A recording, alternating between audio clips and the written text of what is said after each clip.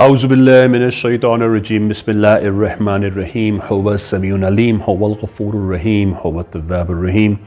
اللہم صلی علی محمد وعلی آل محمد۔ دربار امامزادہ عبداللہ شاہ لشتر غازی بابا پاکستان سے خوش آمدید۔ بہت سارے لوگ پوچھتے ہیں اور سوال کرتے ہیں، اور میں محسوس کر رہا ہوں کہ وہ لوگ جن کو اس کی ریلیونٹ نالج نہیں ہے، خصوصاً وہ لوگ بھی جو یہ علم نہیں رکھتے، جب ان سے یہ پوچھا جاتا ہے تو وہ اپنی اس کم علمی کی بنا پر جو لوگوں کو جواب سرو کر رہے ہیں، مجھے اس چیز نے مجبور کیا کہ میں اس سبجیکٹ پہ تھوڑی سی بات کروں، تاکہ وہ لوگ جو آلریڈی مس گائیڈ ہو چکے ہیں یا ان کو اپنی منطق کا جواب نہیں ملا ہے، کم از کم ان کی تشفی کسی حد تک ممکن ہو سکے۔ سوال یہ ہے کہ کیا وہ لوگ جو اب اس دنیا میں نہیں ہیں، رشتہ دار ہیں، بھائی ہیں، بہن بھائی ہیں، ریلیٹیوز ہیں، کوئی بھی ہیں، کیا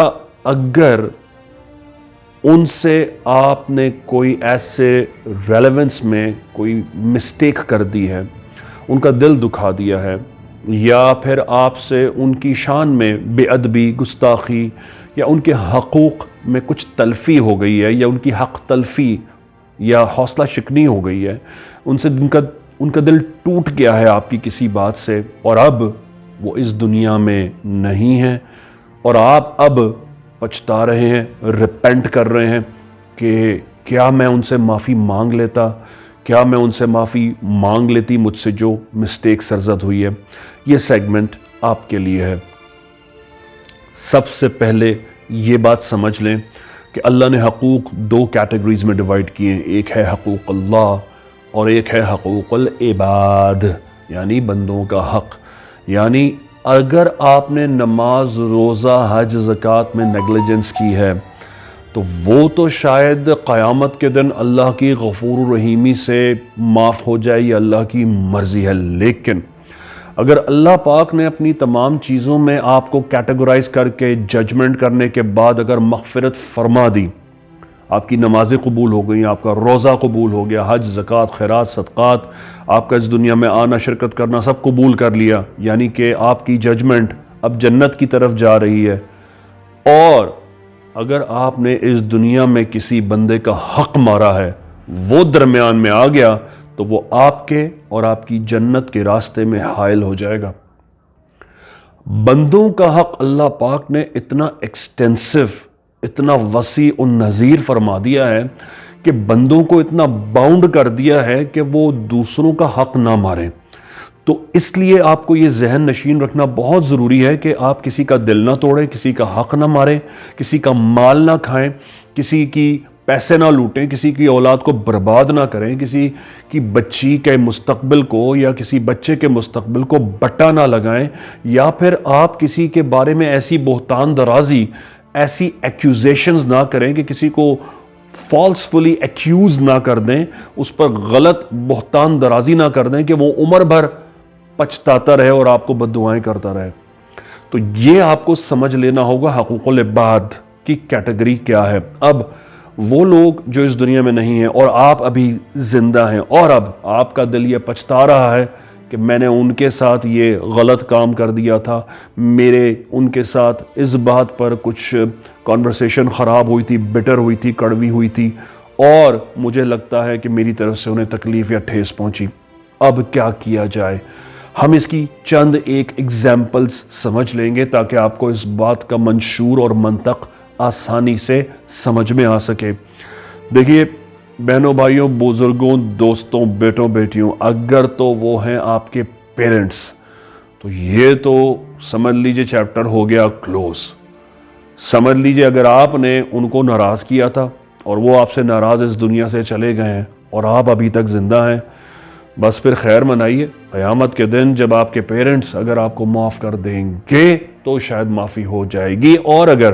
انہوں نے قیامت کے دن اگر آپ کو معاف نہیں کیا تو بس آپ کی معافی نہیں ہوگی۔ دوسری چیز، وہ بچے جو یہ سمجھتے ہیں کہ ہم نے اپنے والدین کا ان کی حق کے مطابق حق ادا نہیں کیا، یعنی ہم اس لیول پر آ کر ان کی خدمت نہیں کر سکے جو کہ ان کی خدمت کا حق تھا، تقاضا تھا، اور جو کہ ہر اولاد کو اپنے پیرنٹس کے لیے سوچنا ہی چاہیے۔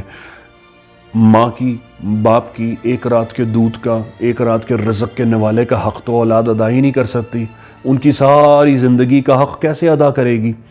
تو ہر اولاد کو ہی اسی طرح سوچنا چاہیے کہ انہوں نے اپنے ماں باپ کا حق انجسٹ طریقے سے ہی طے کیا ہے، اس کو جسٹیفائی نہیں کیا، یعنی اس کو ادا نہیں کیا۔ اب اولاد کیا کرے؟ اولاد یہ کرے کہ جب سرکار علیہ الصلوۃ والسلام وآلہ وسلم کے پاس ایک شخص آیا اور عرض کیا کہ اس نے اپنے ماں باپ کی خدمت نہیں کی اور ان کے حق کے مطابق ان کی ہیلپ یا ان کی خدمت یا ان کا ادب آداب بجا نہیں لا سکا، تو ہم دیکھیں گے ہمارے پیارے نبی نے اس کو کیا ارشاد عطا فرمایا۔ سرکار نے فرمایا کسی مسجد کی بنیاد رکھ دے، اگر تو پوری مسجد نہ بنا سکے تو ایک اینٹ ہی رکھ دے، جب تک کوئی وہاں نماز پڑھتا رہے گا تیری ماں کو اس کا ثواب پہنچتا رہے گا، تیرے باپ کو اس کا اجر ملتا رہے گا۔ یا پھر کسی مزدور کو سواری لے دے، اونٹ لے دے، گدھا لے دے، خچر لے دے، جب تک کوئی اس سے اپنا روزگار کماتا رہے گا تیری ماں کو اور تیرے باپ کو اس کا اجر اور ثواب قبر میں پہنچتا رہے گا۔ تیسری چیز سرکار نے فرمایا اپنے والدین کے نام سے کہیں کنواں کھدوا دے، جب تک لوگ اس سے وضو، اس سے اپنی پیاس بجھاتے رہیں گے تمہارے پیرنٹس کو، والدین کو اس کا ثواب پہنچتا رہے گا۔ اب یہ وہ چیز ہے جس کو شریعت میں صدقہ جاریہ کہتے ہیں۔ آپ اس مثال کو لے کر اگر آج کے دور میں کسی مسجد میں موٹر لگوا دیں، بورنگ کر کے کنواں کھدوا دیں، یا آپ کسی مزدور کو سائیکل لے دیں، سواری لے دیں، موٹر بائک لے دیں، ٹیکسی لے دیں، روزگار کے لیے ریڈی لے دیں، اس کو کوئی ایک انٹرپرنور کی حیثیت سے ایک چھوٹے لیول کا ایک بزنس سٹارٹ کر کے دے دیں اپنے والدین کے نام سے، جو بڑے لارج سکیل کا نہ ہو، اس کو چپس کا ٹھیلا لگا دیں، اس کو بن کباب کی ریڈی پرووائڈ کر دیں۔ آپ کسی مسجد میں پوری تعمیر نہیں کر سکتے، اس مسجد کے امام صاحب کی تنخواہ کا ذمہ لے لیں۔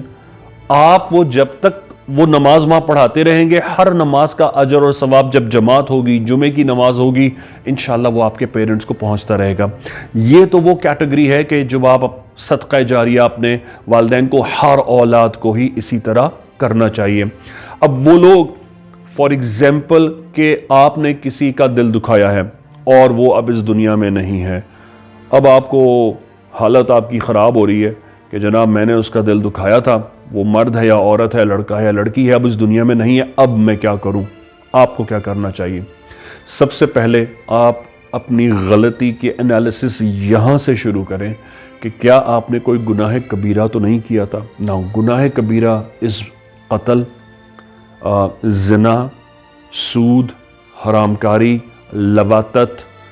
بہتان درازی، الزام تراشی، معصوم پر الزام لگانا، یہ وہ گناہ ہیں جس کا کوئی کفارہ نہیں ہے، یہ گناہ کبیرہ ہیں۔ یہ تو قیامت کے دن بندہ ہی معاف کرے، بندی معاف کرے تو ہی معاف ہوں گے۔ So simple is that. تو یہ تو فرگیٹ اٹ، یہ تو آپ بھول جائیں اگر آپ نے یہ کیا ہے۔ اب آتے ہیں گناہ صغیرہ۔ اگر آپ نے کسی کا دل دکھایا ہے اور کسی لیول پر بھی جا کے دل آپ نے دکھا دیا ہے اور اب آپ پچھتا رہے ہیں، آپ نے تکلیف دی ہے، کسی کا مال لوٹا ہے، تو جس لیول کا آپ نے گناہ کیا ہے، جس نیچر کا آپ نے گناہ کیا، آپ نے کسی کی چیز چوری کی تھی، اسی ویلیو کی چیز خرید کر اللہ کی راہ میں کسی مستحق کو دے دیں۔ آپ نے اس پر کوئی الزام جھوٹا لگایا تھا، اس کا جو بھی ڈسینڈنٹ اب اس دنیا میں ہے، آپ اس کے پاس جائیں اور آپ کہیں سب سے پہلے کہ آپ نے جو اس دنیا میں نہیں تھے اس پر آپ نے الزام لگایا تھا، اس کے پیرنٹ سے، وہ نہیں ہے اس کی پھپھی سے، وہ نہیں ہے اس کے پھپھا سے، وہ نہیں ہے اس کے خالو سے، وہ نہیں ہے اس کی خالہ سے، معافی مانگے۔ پھر ایک کیٹیگری اور آتی ہے، فرض کریں آپ نے کسی کا دل توڑا تھا، دل کو ٹھیس پہنچائی تھی، اس کا میں ایک طریقہ سجیسٹ کرتا ہوں، مساجد میں امام بارگاہ میں اس کے نام سے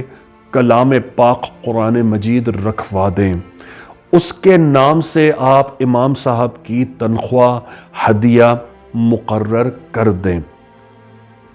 جب تک آپ کا یہ ہدیہ ملتا رہے گا، جاتا رہے گا، اس کو اجر و ثواب جائے گا۔ اور عین ممکن ہے، میں نے ایسے بہت سارے کیسز وٹنس کیے ہیں کہ خواب میں ہی جو افیکٹڈ تھا اس نے آ کر جس نے گناہ کمٹ کیا تھا اس کو خواب میں آ کر معاف بھی کر دیا ہے۔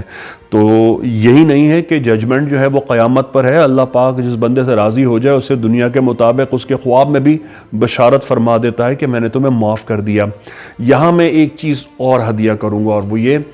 کہ آپ نے اگر کسی کا دل دکھایا ہے اس کی قبر کو پکا کرا دیں اور اس کے سرہانے اس کی قبر پر گورکن کو ہدیہ پیسے دے کر ایک نیم کا درخت یا ایک ایسا سایہ دار درخت لگا دیں کہ وہ اس پر چھاؤں کرے۔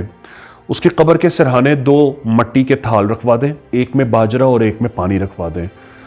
ہر مہینے آپ گورکن کو کچھ ہدیہ دے دیں کہ یار وہ اس میں